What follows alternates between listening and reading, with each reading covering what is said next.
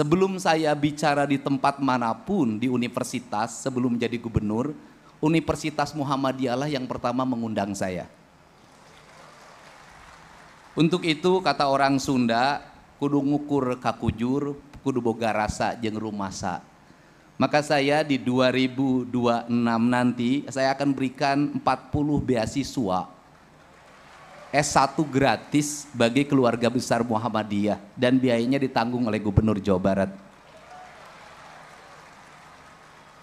Dan tadi saya juga melihat alunan membaca ayat suci Al-Quran, kemudian paduan suara, pagelaran seni. Boleh dong kalau saya ngasih beasiswa. Yang baca ayat suci Al-Quran sampai S2 saya gratiskan kuliahnya. Yang paduan suara saya kasih bonus 25 juta. Yang tadi tari karena banyak jumlahnya saya kasih 50 juta ya.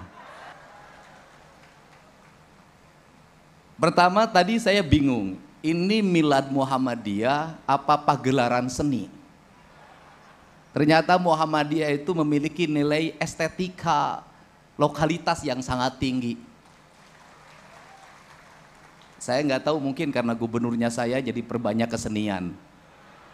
Dan Pak Ketua Umum saya sampaikan bahwa saya boleh cerita secara personal. Sebelum saya bicara di tempat manapun di universitas sebelum jadi gubernur, Universitas Muhammadiyah lah yang pertama mengundang saya.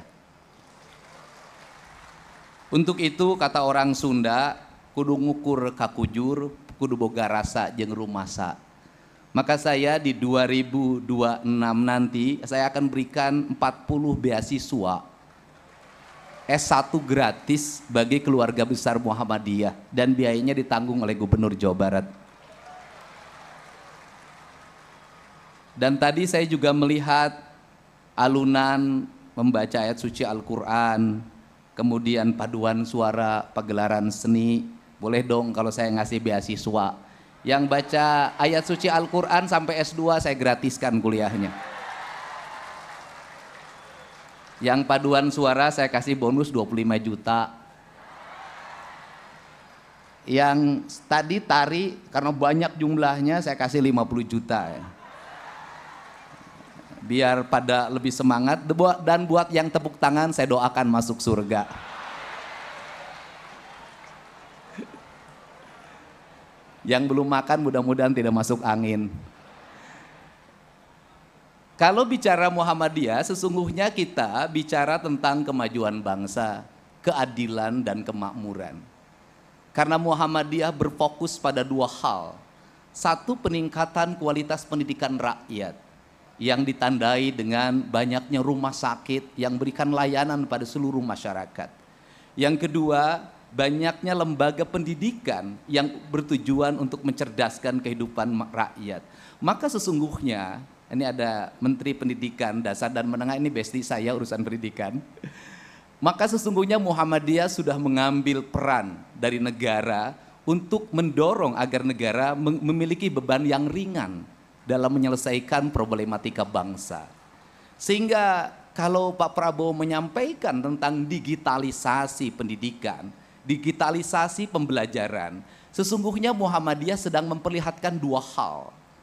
Yang pertama adalah kekuatan moralitas yang menjunjung tinggi kejujuran, kebenaran, dan keadilan merupakan sendi utama dalam membangun insan kebangsaan, dan itu barangkali Muhammadiyah memperlihatkan dari sikap mental para tokohnya yang senantiasa jujur ketika memimpin, bersahaja dalam bersikap, dan senantiasa memberikan tauladan di tengah-tengah masyarakat. Dan tidak pernah gaduh dalam perdebatan-perdebatan yang bersifat khilafiyah, lebih menekankan pada aspek-aspek yang bersifat ekonomi, kerakyatan, dan kebangsaan. Yang kedua, dari sisi digital, Muhammadiyah sudah sejak lama memperlihatkan diri sebagai organisasi modern yang mengelola kelembagaan secara profesional, sehingga pergantian kepengurusan, pergantian kepemimpinan tidak mempengaruhi manajerial kemuhammadiyahan. Dua hal itu, kemapanan ini sesungguhnya pembelajaran kita sebagai para politisi dan penyelenggara negara agar menyelenggarakan pembangunan tidak tergantung pada siapa yang memimpin. Menyelenggarakan pembangunan tidak tergantung siapa yang menjadi anggota legislatif dan siapa yang dieksekutif, siapa yang diyudikatif. Tetapi kemapanan sistem adalah sebuah keharusan karena kita tidak mesti kepemimpinan ini bergantung pada perorangan. Sistem yang sudah diwariskan oleh Muhammadiyah ini semestinya menjadi bahan dasar bagi kita para politisi untuk mewariskan sistem politik yang baik bagi regenerasi kepemimpinan, bagi iklim pembangunan dan bagi iklim investasi. Untuk itu di ulang tahun yang diselenggarakan pada saat ini dalam bahasa Indonesia, dalam bahasa Muhammadiyahnya milad, dalam bahasa Sundanya milang kala. Milang artinya menghitung, kala artinya waktu. Dan kebetulan presiden yang jadi wakil presidennya 2 kali adalah Pak Yusuf Kalla. Karena Pak Yusuf Kalla ini orang yang pandai berhitung waktu, kapan dia terbit dan kapan harus diam. Itulah Pak Yusuf Kalla. Saya berani ke Pak Yusuf Kalla karena senior HMI, jadi bolehlah. Karena kalau Pak Yusuf Kalla bertemu dengan orang, pasti 2 hal yang menjadi identitas yang ditanya. Yang pertama adalah HMI atau bukan, yang kedua Makassar atau bukan. Tepuk tangan ya. Kalau bertemu selalu ditanya 2. 1, orang mana? 2, apa statusnya? Ya, statusnya itu gadis apa janda gitu maksudnya. Untuk itu pada saat ini saya mengucapkan selamat milad, selamat milang kala dan selamat ulang tahun. Semoga ketauladanan Muhammadiyah menjadi ketauladan yang terjaga sepanjang masa. Semoga nur Nabi Muhammad senantiasa hidup dalam seluruh geraknya. Bukan hanya hidup di majelis-majelis pengajian, tetapi hidup di majelis-majelis keilmuan, hidup di rumah sakit, hidup di lembaga pembelajaran, hidup di dunia pertanian, hidup di dunia ekonomi, hidup di dunia perdagangan.